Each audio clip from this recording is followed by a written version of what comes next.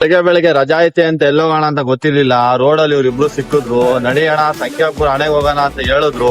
ಇವನ ಹೆಸರು ನವಾಜು, ಇವನ ಹೆಸರು ರಿಜ್ವಾನ್ ಅಂತ. ಅದಕ್ಕೆ ಹೋಯ್ತಾ ಇದೀವಿ. ಬ್ಲಾಕ್ ಮಾಡ್ಕೊಂಡು ಹೋಗ್ಬೋತ ಅಂದ್ರು ಬ್ಲಾಕ್ ಮಾಡ್ತಾ ಇದೀನಿ. ನನ್ನ ಹಿಂದೆ ಇವ್ರಿಬ್ರು ಬರ್ತಾವ್ರೆ. ಇವ್ನ್ ಮಟನ್ ಸ್ಟಾಲ್ ತೋರ್ಸಿರ್ಬೋ, ಅವ್ನ್ ರಾಯಲ್ ಆಕ್ಸ್ ಉದಾಸಿರು. ನಮ್ ಗಾಡಿ ಮೈಲೇಜ್ ಕೊಡ್ತಾ ಇಲ್ಲ. ಅರ್ಧದಲ್ಲೇ ಹುಡುಗಿ ಬಿಟ್ಟದಂಗ್ ಕೈ ಬಿಡ್ತೈತೆ, ಏನ್ಕೋ ಗೊತ್ತಿಲ್ಲ. ನಾನ್ ರೀಲ್ಸ್ ಮಾಡ್ತಿರೋದ್ ನೋಡಿ ನಂಗೆ ಒಂದ್ ರ್ಯಾಪ್ ಸಾಂಗ್ ಜ್ಞಾಪನ ಬರ್ತೈತೆ.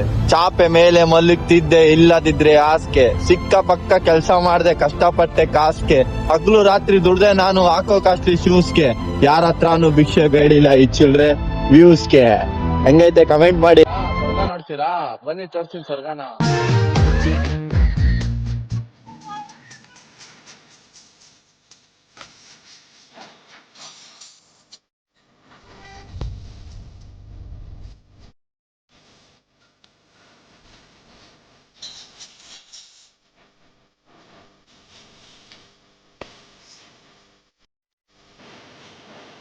ನಿಮ್ಗೆ 28 ವರ್ಷ ಆಗದೆ ಆದ್ರೂ ರೀಲ್ಸ್ ಮಾಡ್ತಾನೆ. ಏನ್ ಬಂದಿರೋದು ಗೊತ್ತಿಲ್ಲ.